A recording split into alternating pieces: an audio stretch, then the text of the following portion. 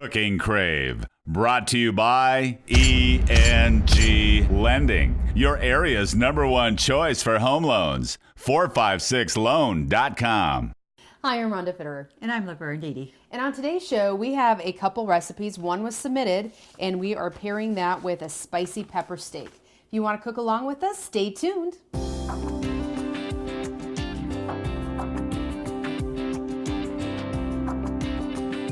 On today's show, we have spicy pepper steak. Sounds good, doesn't it? So it's a little spicy. And we're going to pair that today with rhubarb cream cheese bars. And that recipe was submitted by one of your coworkers, Ramona Kolosh. That's right. So I know that those are going to be good. If you want to cook along with us today, just grab a piece of paper and a pen and write down these ingredients. For the pepper steak, you're going to need about 1.5 pounds of beef chuck or round steak, 3 tablespoons of oil, 1.5 cups of green pepper, a cup each of celery and green onion, a tablespoon of cornstarch, 3/4 cup water, salt and pepper to taste, a cup of tomatoes, a 1/3 cup of soy sauce, a clove of garlic, a teaspoon of paprika, 1/2 teaspoon of ground ginger, and a 1/4 cup of oil. Sounds like a lot of ingredients, but I know it's not a difficult recipe. No, it's not. And for the rhubarb cream cheese bars, for everybody that has rhubarb yet this season, or, you know, everybody likes to freeze rhubarb too. It works so well. Mm-hmm. It does. For the crust, you're going to need 2 cups of oatmeal and 2 cups of flour, 1 cup of brown sugar, and 1 cup of softened butter. And for the mix, for the topping. Topping. Yeah, okay. I was going to say the innards. Yeah, the innards, that's good, works too. You're going to need 2 eggs, a 1/2 teaspoon of cinnamon, a teaspoon of vanilla, a 1/2 cup of white sugar, 2 8-ounce cream cheese blocks, and 3 to 4 cups of rhubarb. Yep, and all we do is pour it over the crust, and it's quite delicious. She's brought it to work, and it's very good. All right. Well, where are we going to start today? Well, what we want to do is the pepper steak. We do marinate it a little bit. Okay. So we're going to get that marinated, and so while that's marinating, then we'll get the rhubarb cream cheese bars made. So, All right. So what we're going to do, we start with like a 1/4 cup of oil. All right. And I'm going to just put it in this pan here. It'll be easy for me to mix. There we go. And then a 1/3 cup soy sauce.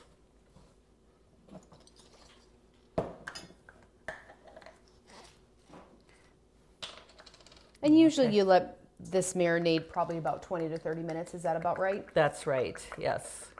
So it gives us time, you know, we make our bars and all that. So there we go. That was a 1/3 cup.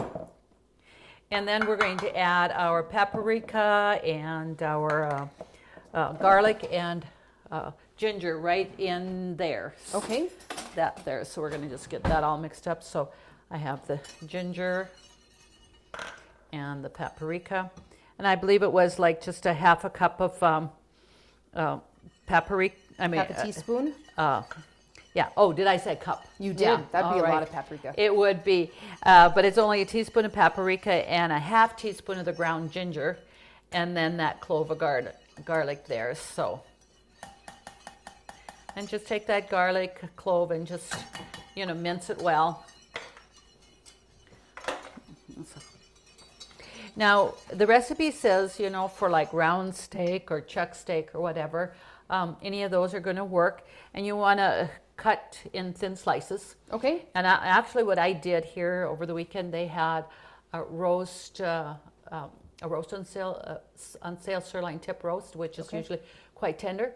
So I bought that and cut it into strips and stuff. So, you know, any of that's going to work. But I kind of had liked this idea because I just know that it's more tender than round steak. Okay. So let's just get that pulled apart here and mix that. And what I did was I put the roast in the freezer for a little bit to get that really stiff. So when I cut it, it was easier to cut that thinner strips if you have that. So we just want to get this mixed well in here. And this doesn't take long then after we have this marinated, and we have our bars made and in the oven. And I did put the oven on at 350. That's what the bars are going to Okay. take, the temperature we want that at. And so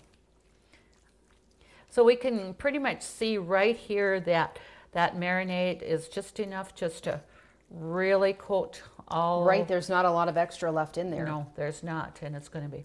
The meat's gonna soak that up really well. It will. It's going to be awesome. So we'll just leave that there, go while we get our rhubarb bars made. So Okay. what I have here is 2 cups of oatmeal. Okay. And 2 cups of flour, and I've got that in here that we're going to put in. And Ramona had a great idea. She says any of this, because she likes to use wheat flour, but you don't want to. Well, for breads, she always uses half white, half wheat. Okay. And like this too, it just is a little bit better than all white flour. Okay. And it works great. So 2 cups of flour, if it's wheat or white or whatever. And then we have a cup of brown sugar. Okay. And then 2 sticks of butter, which is a cup of butter, just softened. Okay. And there. So we're just going to do that. And you're just going to make that crust, and we're going to put it in a 9 by 13 pan. And we're going to reserve about half of the mixture for topping the filling, Okay. the rhubarb Yep. and stuff. We're going to do that. So, okay. And, I know the viewers know me. It's nothing like my hands and stuff. Right. You And don't use a pastry knife all the time. And, with the oatmeal in there, makes it a little bit harder to use a pastry knife or whatever to get in there. So it's just get in there with your hands. Okay. And we're going to have this pan here, which I'm going to just have you spray that, Sure. for that.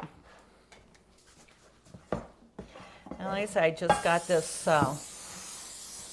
butter at room temperature, nice and soft. Mix that well.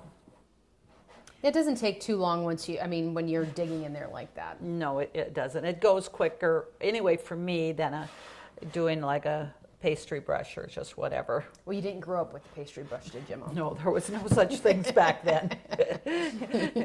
We were born with hands, but all of that other stuff. So, like I said, just to mix that well. So we're going to just pour 2/3 of that in there, and we're going to reserve 1/3 for the topping. Okay. And it's, pretty crumbly, so it's not going to be a soft mixture, because you're going to just put that crumbles in there. And we're gonna pat this down We're well. going to just pat it down, yes. Okay, so that looks like about 1/3 there. Okay. So I'll set that aside, and we'll just pat this down. And it does make a nice crust. In fact, what I will do is I'll have you finish patting that down while I rinse my hands off. Sure. While I get, the other ingredients ready.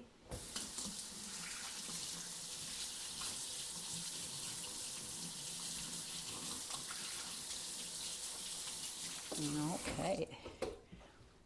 And so are we going to bake the crust before we put anything on top of it, just to kind of set that up a little bit more? No, we don't need to do that at all. That's where you just pat that in there and get the other things, the filling mixed up and stuff. So what we're going to do here, let me just get some of this to the side here so we have a little bit more working space. So just have here. What I'm going to do is I'm going to put the cream cheese in there, and it is 2 packets. And definitely, it's going to work better if you make sure the cream cheese is out at room temperature. Okay. And that, so there's not a lot to this really at all. Your cream cheese, your egg, a little bit of sugar, and cinnamon and vanilla. So I'm going to get this beat up a little bit. Okay. So it softens it, and then we'll add the eggs and continue to beat it a little bit more, and we'll add the cinnamon and vanilla and the sugar. All right. So let's just get that beat up here a little bit. And it doesn't take much, but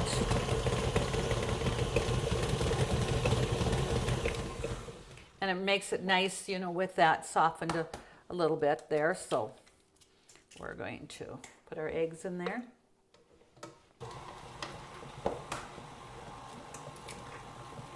So other than the, whoop, I got a little bit of shell here. I want to get that out. Sorry about that. Looks like you were apologizing to the egg. Oh, I do. The egg should be apologizing to me because I thought I had that pretty well. Well, that is just a little stubborn piece there. So I want to make sure that's out. There we go. Slippery little thing. Okay. Well, that's not the first time it's ever happened to anybody. Right. So, okay, so we're going to get that beat up a little bit. So then I'll take the scraper and scrape the sides down. Okay. My trusty spatula. And once I've got that down there, I'm going to go ahead and add my half a cup of sugar. Okay. And you know, when you think about the rhubarb and that, it's not that it's not a lot of sugar, but you know, your cream cheese have that little bit of sweetness there and stuff, so it's going to be, and then your crust, you have that brown sugar in there, and that it's, well, my teaspoon here. That's what I was looking for. If my viewers were, our viewers were thinking I lost it here, I didn't. It's right there. Well, you haven't lost it completely. Not yet. Well, not that I know of, but somebody else might tell you different or tell me differently.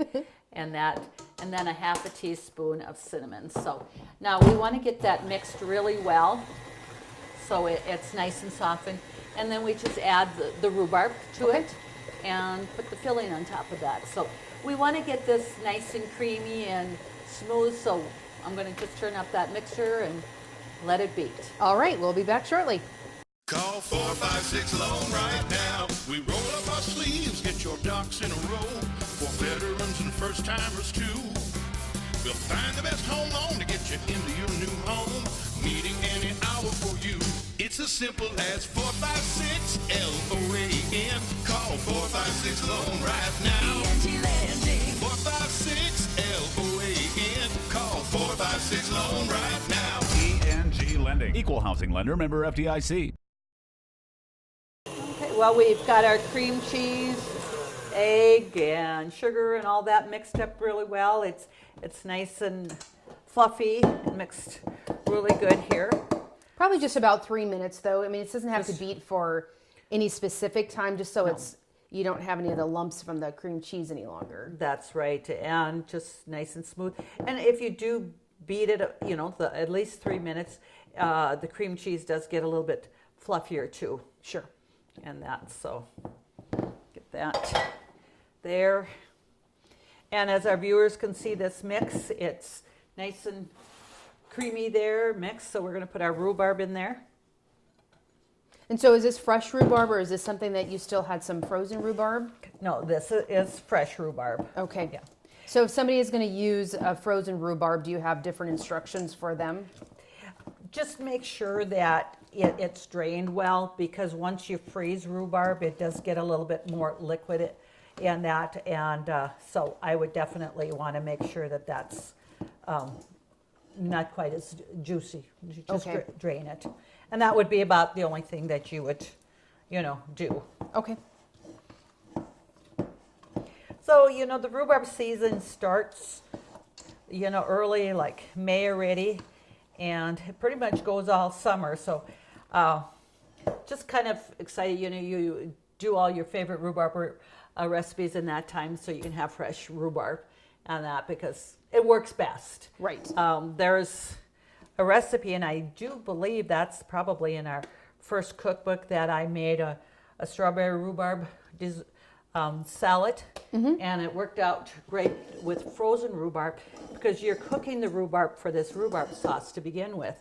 And something like that, frozen rhubarb is just excellent. Yeah. So you can spread that out. That's for sure. Here, I got to get every bit of it out.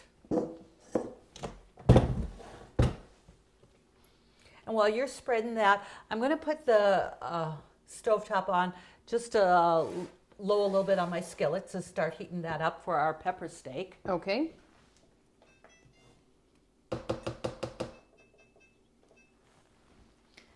Okay. So it does make quite a bit of filling, and that especially with 2 bars of 8-ounce cream cheese. And then we're going to put that topping on it.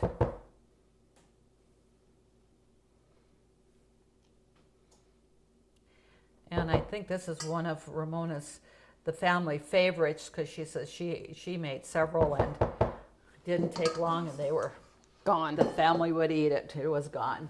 So now we're going to just take this, and this is crumbly, so we're going to just kind of crumble it on top and then spread it out a little bit there.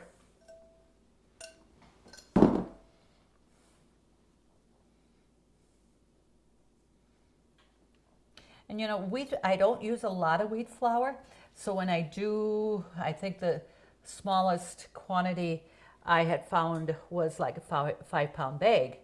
So then when a recipe asks for wheat flour, I just, put the rest in the freezer so it keeps, because I don't use it frequently. Okay. But like Ramona had the great suggestions is to always substitute a little bit of wheat flour for white flour in there, and she does that often, and she really likes the way things turn out.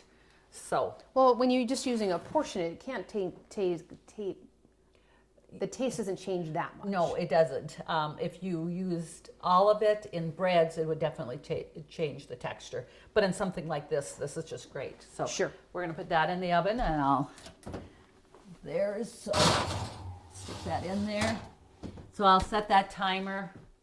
I'm going to go 40 minutes to start with here. Okay. Because we can always add more to it if we need to.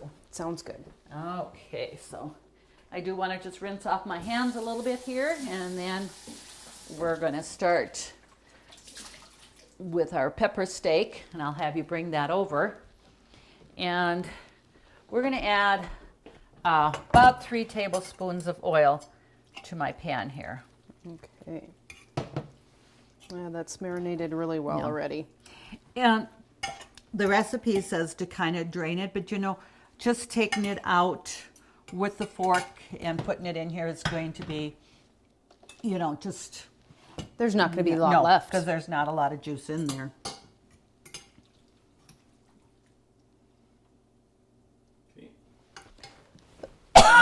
Excuse me. I'm going to have a cough.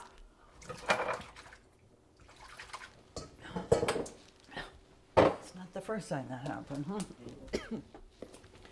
Make sure it's gone before I start up again. Okay, I think I'm going to be fine. Okay, 1 second. Okay, so we'll just be able to take that out You here. want me to hold it up or? No, I think we're going to be just fine like this. Okay.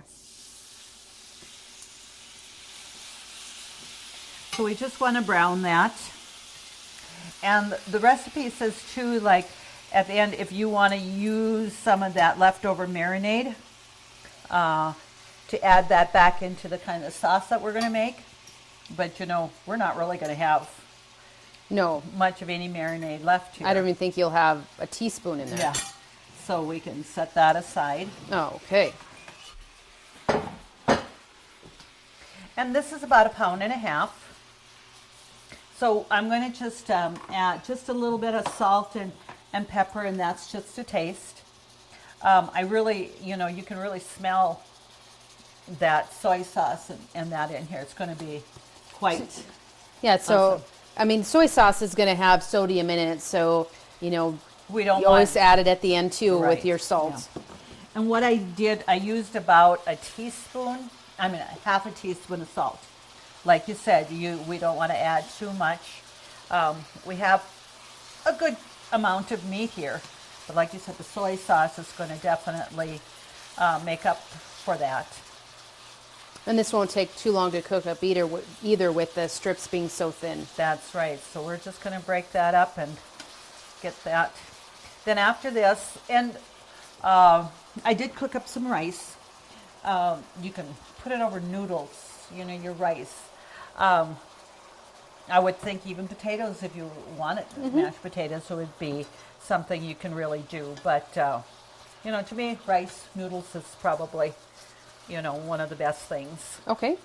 And being we marinated it a little bit, we have just a little bit of, more moisture in here. So that's just going to take a little bit time to cook up. So as that's cooking up, we'll just, pause a little bit and be back with our viewers when this is ready to take out. Sounds good.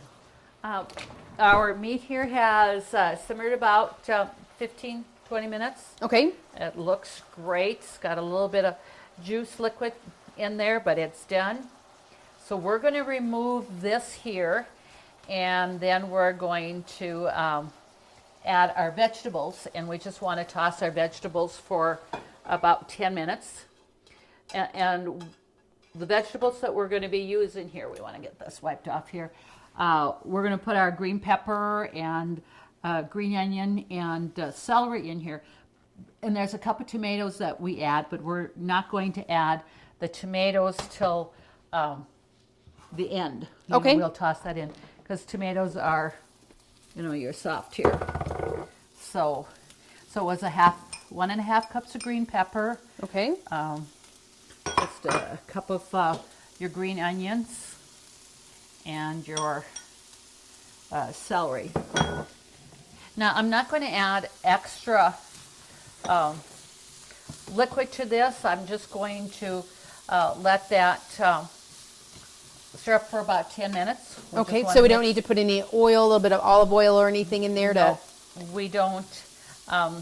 There wasn't really much a liquid there, but all we want to do is get these vegetables tossed till they're, that crisp, tender crisp, not soft, but just Okay. a nice crispness to that. Okay. So, we do have quite a bit of meat, and with these vegetables till they cook down. And then we're going to make, you're going to take 3/4 cup of water. Okay. And add about a tablespoon of cornstarch to the water. And you want to make sure it's cold water because cornstarch needs cold water to dissolve. And with this here, after we have, tenderized our vegetables a little bit for about 10 minutes, then we're going to add the meat and in with the vegetables. Okay. And then we'll put the cornstarch in there just to kind of thicken that up. Sure. So that's kind of nice where we have a little bit of extra sauce on the meat. Yep. Right. That's going to blend in and just give it an awesome flavor. All right. Sounds good. So we'll just get this tenderized here. And with my green peppers, I did just cut them in slices. I didn't dice it. Okay. And it's just going to be a matter of preference there too. So we'll just get these sauteed up a little bit and be back with the viewers to be able to finish that up. We still have, good 26 minutes on our rhubarb crunch, so we kind of want to pair it about the same time. Sure. So we don't want to get this going too quickly. So you just have it over medium heat right now. It's not medium-low heat is what we're aiming for on these for 10 minutes. You don't want it too hot, yes. Okay. So we shall be back. Sounds good. Country Rose Cafe on East Villard is open for breakfast and lunch 7 days a week. Enjoy daily homemade specials, caramel and cinnamon rolls, several different kinds of homemade pies made fresh every day. Country Rose Cafe is also famous for homemade soup, including their ever-popular Nefla served every Tuesday. While you're in, make sure to pick up your Channel 18 Cooking Crave recipes and like us on Facebook for different specials and announcements. Country Rose Cafe, the way a cafe should be, located at 837 East Villard in Dickinson.